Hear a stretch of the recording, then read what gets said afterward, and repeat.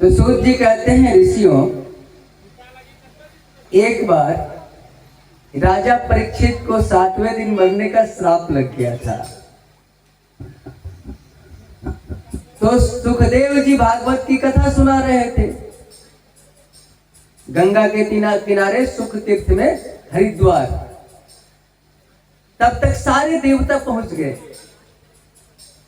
अमृत का कलश लेकर, और सुखदेव जी से बोले, सुखदेव जी, आप परीक्षित को इसीलिए कथा सुना रहे हो ना कि 7 दिन में मरने का श्राप लगा है। हम स्वर्ग का अमृत लेके आए हैं, अमृत परीक्षित को पिला दो और कथा हमें सुना दो। परीक्षित अमर हो जाएंगे, अमर कथा हम रसपान कर लेंगे। सुखदेव जी गुस्सा गए और देवताओं को डांटने लगे। बोले, अरे देवताओं, तुम ठग हो, छलिया हो। कहां हमारा कथा करोड़ों की मणि, देखो कथा को कहा करोड़ों की मणि, और कहां तुम्हारा स्वर्ग का अमृत, कांच का टुकड़ा। अरे बदला बदली भी होता है तो बराबर से होता है। कांच का टुकड़ा थमे थमा के और तुम करोड़ों का मणि लेना चाह रहे हो, तुम ठग हो। ईमानदारी से आए होते तो कथा का रसपान करा देते, तुम तो ठग बन के आए हो, तुम स्वार्थी हो। दधीची बाबा के यहां गए और हड्डी मांग लिया।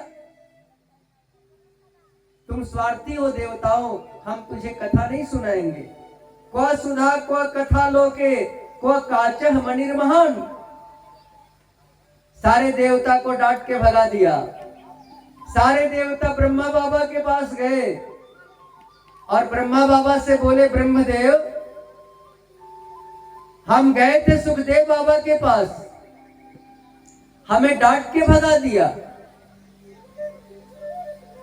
तब ब्रह्मदेव बोले कि अच्छा देवताओं बैठो, देखो परीक्षित का क्या होता है। तो जब 7 दिन में परीक्षित का कल्याण हो गया, परीक्षित को भागवत कथा से मुक्ति मिल गई, तो ब्रह्मा विस्मित हो गए। भागवत में इतनी ताकत कि श्राप जिसको मिला है 7वें दिन तक्षक डसेगा, उसको मुक्त कर दिया। तराजू मंगाया, तराजू के एक पल्ले पर सारे ग्रंथ को रखा और एक पल्ले पर भागवत को रखा। भागवत का पल्ला नीचे झुक गया और सारे ग्रंथों का पल्ला ऊपर उठ गया। उसी समय ब्रह्मा बाबा ने घोषणा कर दी कि भागवत के शब्द शब्द में, भागवत के अक्षर अक्षर में कृष्ण की श्यामलता समाई हुई है। ये तो साक्षात कृष्ण का अवतार है। प्रेम से बोलो भागवत भगवान की।